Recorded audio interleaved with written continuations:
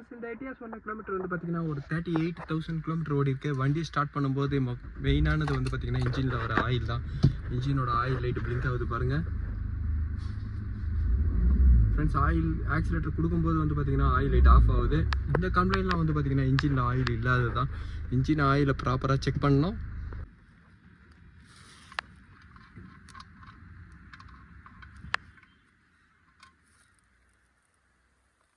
இன்ஜினில் இருக்கிற ஆயிலோட லெவல் பாருங்கள்.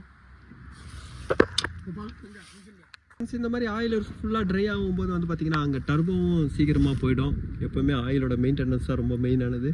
சுத்தமாக இன்ஜினில் ஆயிலே இல்லை பாருங்கள்.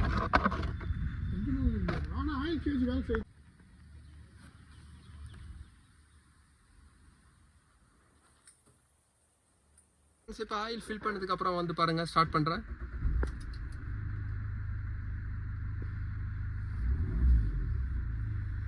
ஃப்ரெண்ட்ஸ் இந்த கண்டிஷன்லேயே இந்த வண்டி ஓடி இருந்ததுன்னா இன்னும் சீக்கிரமாக இன்ஜின் வந்து சீஸ் ஆகிட்டு இருக்கும்.